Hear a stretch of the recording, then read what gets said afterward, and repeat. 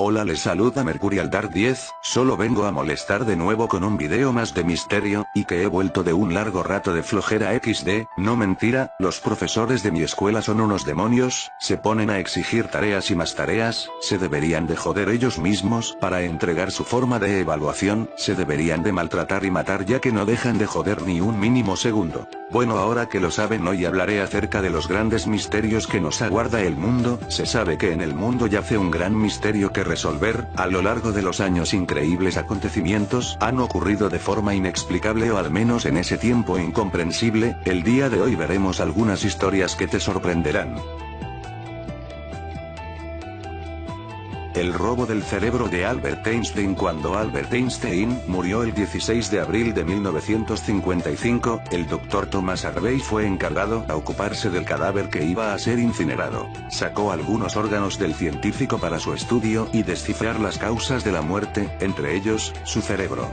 Cegado por la curiosidad, se guardó este órgano para sí y lo conservó en líquidos especiales, entregándoles el resto del cuerpo a la familia sin que decirles nada de lo que había hecho. Harvey tenía la intención de robar el cerebro de Einstein para estudiarlo. Cuando se conoció el escándalo, la suerte de Harvey pendió de un hilo hasta que la familia del genio le permitió seguir con sus investigaciones. Pasó un tiempo hasta que la comunidad científica le pidió a Harvey resultados de sus estudios, pero no tenía respuestas a sus preguntas simplemente porque estos nunca se habían realizado. Sabiendo que nuevamente corría peligro, desapareció. No se supo nada de él hasta que viajó en busca de la nieta de Einstein para devolverle el cerebro robado y así volver a su vida normal. Actualmente este órgano está bien cuidado en la Universidad de Princeton. La explosión de Tunguska. 30 de junio de 1908.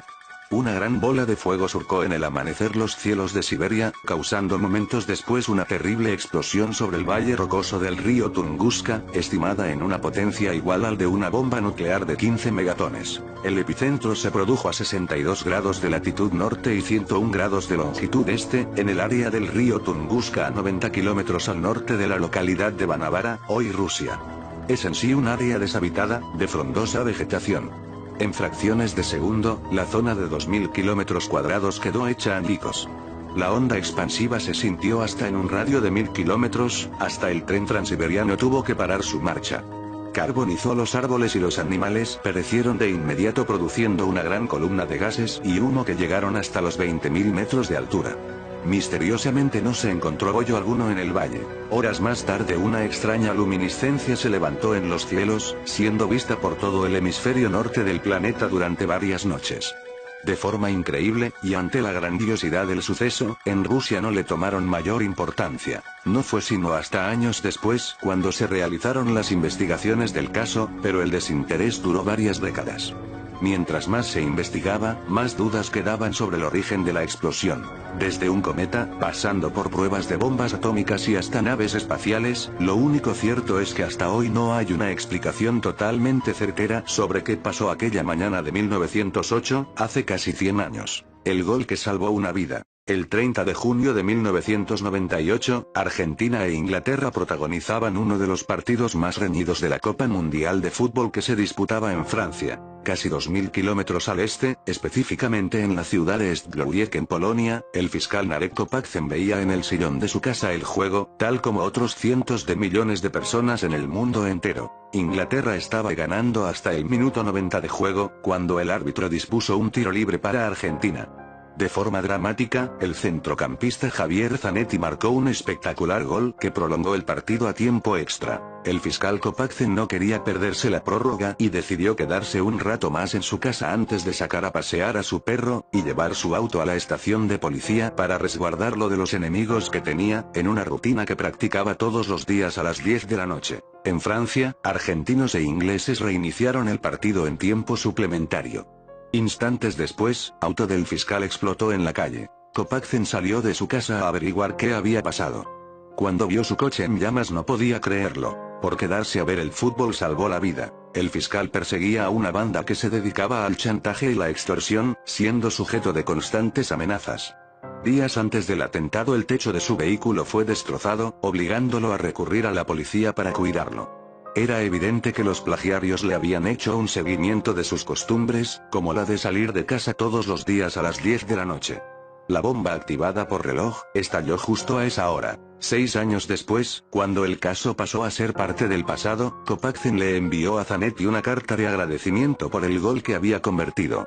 El futbolista, que no sabía nada del asunto, manifestó su deseo de conocer a la persona que inconscientemente salvó. El ángel del Monseñor. En los inicios de la Primera Guerra Mundial, las tropas británicas en apoyo de Francia defendieron la frontera belga de la ofensiva alemana. Pero la fuerza del ataque hizo a los aliados retroceder en dirección a París a través del Mons, en un movimiento desesperado antes que fueran aniquilados por los germanos. La retirada del Mons fue dura y sangrienta.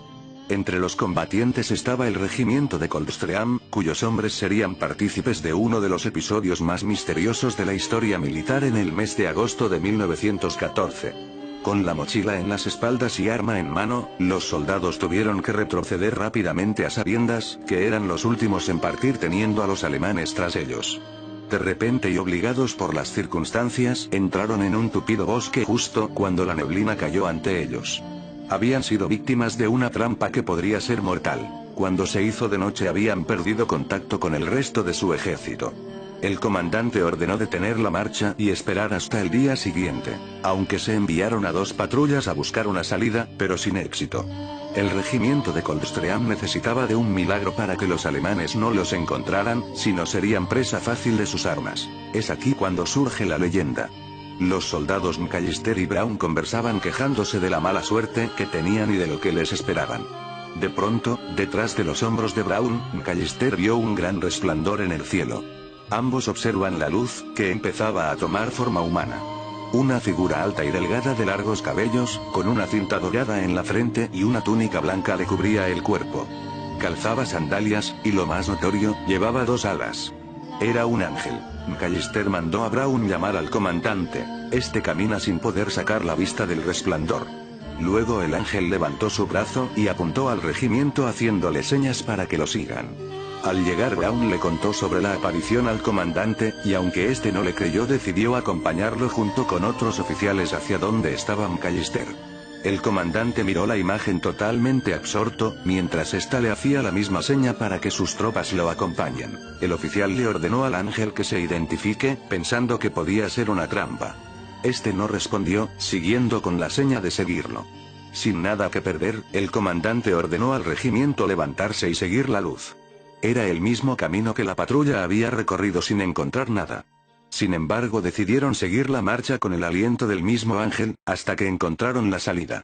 Antes que los soldados terminaran ver el horizonte o de creer lo que había ocurrido, el ángel desapareció. El regimiento de Coldstream pudo reunirse con su ejército para la defensa del Marne, en septiembre de ese mismo año. Nunca se pudo hallar aquel camino de nuevo ni se pudo explicar de forma lógica aquel suceso. Si fue producto de la histeria colectiva o una aparición divina, lo cierto es que aquellos soldados que estaban condenados a morir, vivieron para contar esta historia. Abraham Lincoln, John F. Kennedy. Coincidencias inéditas. 2 de los gobernantes más importantes de la historia norteamericana tuvieron similitudes que rayan en el surrealismo. Esta es una recopilación de las posibles coincidencias que fueron investigadas en el transcurso de los años.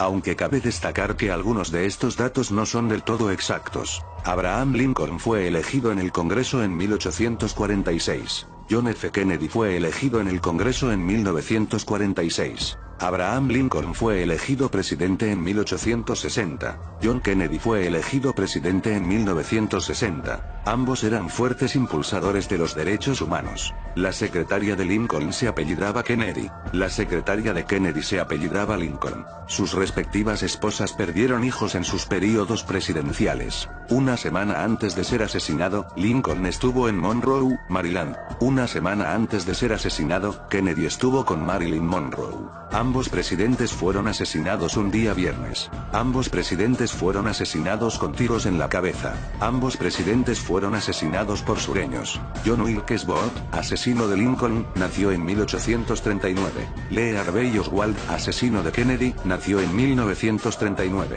Ambos asesinos eran conocidos por sus 3 nombres. Ambos nombres están compuestos por 15 letras. Lincoln fue muerto en un teatro llamado Kennedy.